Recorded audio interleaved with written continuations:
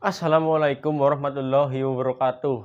Murid-murid, kembali lagi dengan pelajaran pendidikan agama Islam ya murid-murid. Sekarang kita memasuki bab berapa ya? Bab 12. Ada yang tahu judulnya apa? Ya betul, judulnya menelusuri tradisi Islam di Nusantara. Nah, di bab ini kita akan membahas 3 poin penting ya teman-teman, ya murid-murid. Kita langsung saja ya. Untuk poin yang pertama yaitu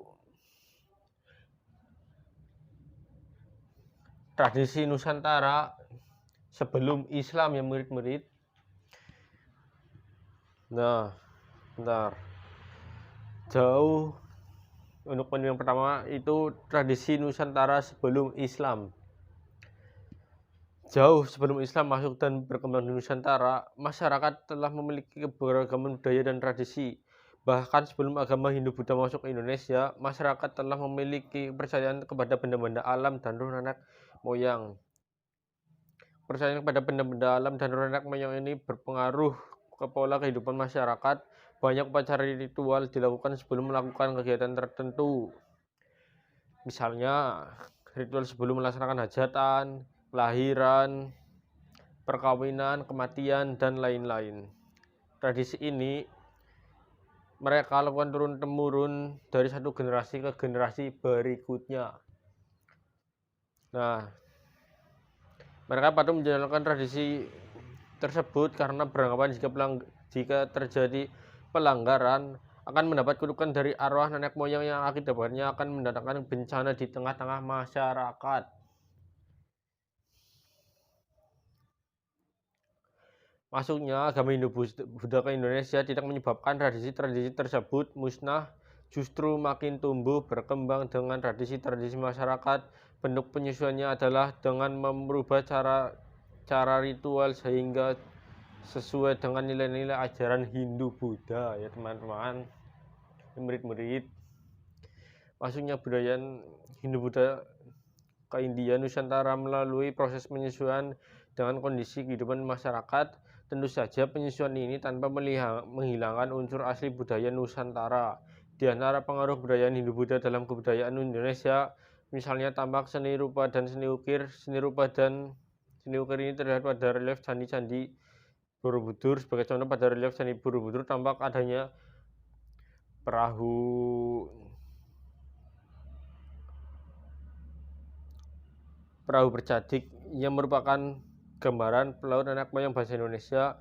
Terdapat pula relief menggambarkan riwayat Sang Buddha sekaligus ada gambaran lingkungan alam Indonesia.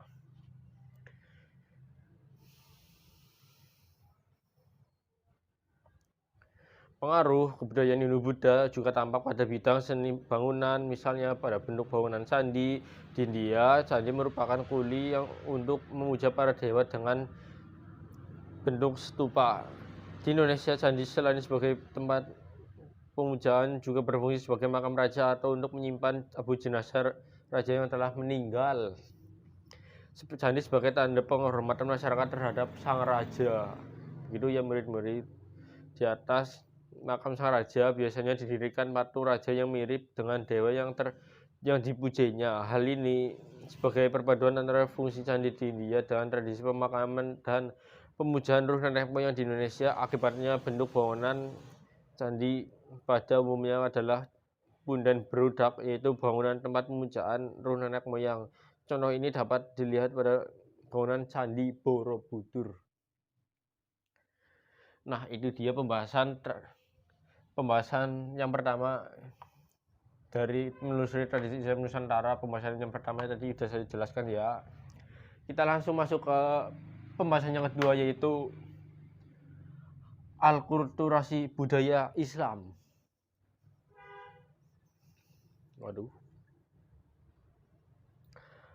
Alkulturasi merupakan proses penyampuran antara unsur kebudayaan yang satu dengan kebudayaan yang lain sehingga terbentuk kebudayaan yang baru tanpa menghilangkan sama sekali ciri khas masing-masing. Kebudayaan lama, kedatangan ajaran Islam di Nusantara juga mengalami proses alkulturasi dengan kebudayaan Nusantara saat itu. Bentuk budaya sebagai hasil dari proses alkulturasi tersebut tidak hanya bersifat kebendaan atau material, tetapi juga mengangkut perilaku masyarakat Indonesia. Budaya ini kemudian dikenal dengan istilah budaya Islam di Nusantara. Budaya Islam adalah segala macam bentuk cipta rasa dan rasa yang berasal dari berkembangnya dalam masyarakat serta telah mendapat pengaruh dari Islam. Budaya dalam pandangan Islam adalah sebuah tata nilai dan tradisi yang berkembang dari ajaran Islam.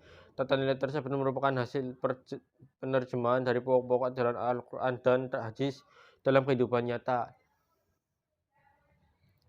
Tradisi Islam adalah kebiasaan atau adat istiadat yang dilakukan turun-temurun oleh masyarakat dan di dalamnya mengandung ajaran-ajaran Islam. Islam sesungguhnya membuka diri terhadap budaya dari luar Islam. Islam mempersilahkan menggunakan ide dan gagasan ataupun menciptakan budaya-budaya tertentu asalkan sesuai prinsip-prinsip berikut. Prinsip-prinsipnya yaitu: 1. Tidak melanggar ketentuan hukum halal haram. Yang kedua, mendatangkan maslahat kebaikan dan tidak menimbulkan mashadat atau kerusakan. Yang ketiga, sesuai dengan prinsip al-wala, kecintaan hanya pada Allah Subhanahu wa taala dan apa yang ia dicintai Allah Subhanahu wa taala, dan al-bara, berlepas diri dan membenci dari apa yang dibenci oleh Allah Subhanahu wa taala.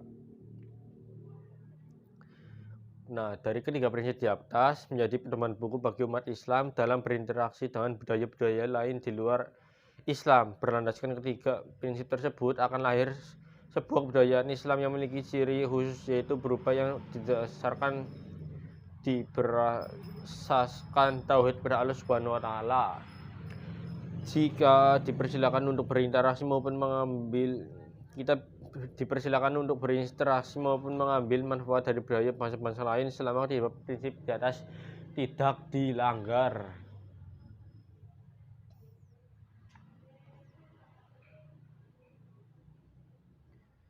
Nah, berikut ini adalah seni budaya Nusantara yang telah mendapatkan pengaruh dari ajaran Islam. 1. Nama-nama bulan dari penanggalan Jawa. 2. Seni bangunan masjid. 3. Seni ukir dan kaligrafi. 4. Seni tari. 5. Seni musik. 6. Seni pertunjukan. 7. Seni sastra. Dan 8. Kesenian debus. Nah, itu tadi pembahasan yang kedua ya, murid-murid ya. Kita langsung masuk pembahasan yang tiga aja ya, yaitu melestarikan tradisi Islam Nusantara.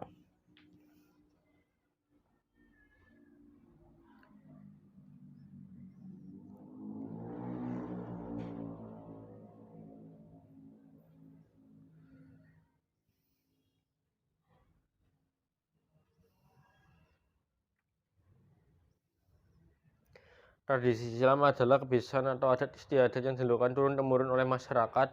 Sebagaimana diketahui bahwa sebelum Islam datang, masyarakat Nusantara sudah mengenal berbagai kepercayaan dan memiliki keberagaman tradisi lokal melalui kehadiran Islam.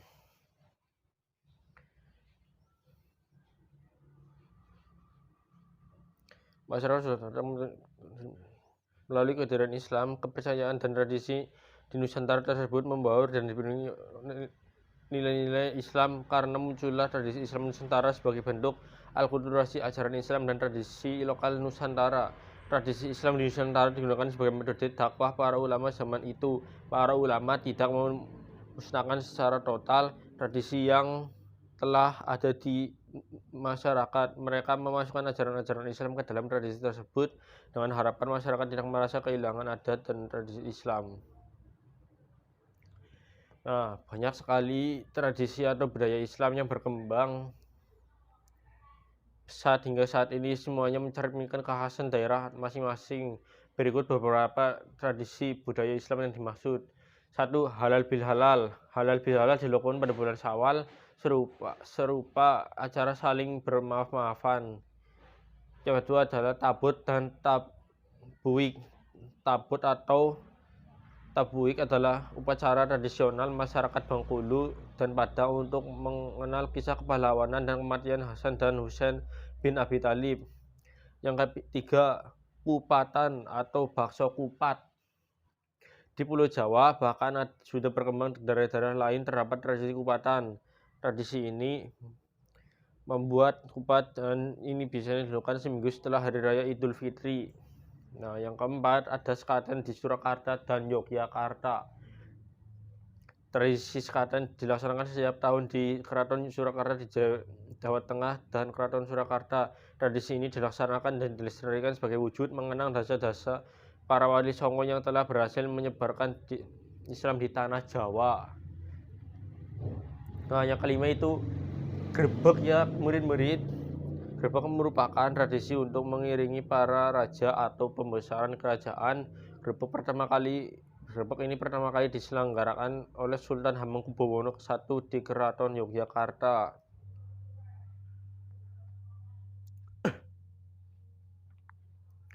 Nah, yang keenam juga sama grebek, tapi ini bedanya grebek besar di Demak.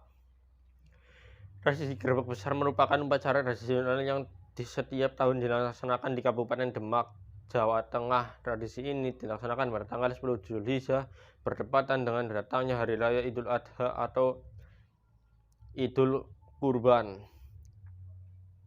Nah, yang ketujuh, kerobok maulid di Kutai dan pawai obor di Manado. Istilah kerobok ini berasal dari bahasa Buddha yang artinya berkerubun atau berkerumun oleh banyak orang. Tradisi kerobok maulid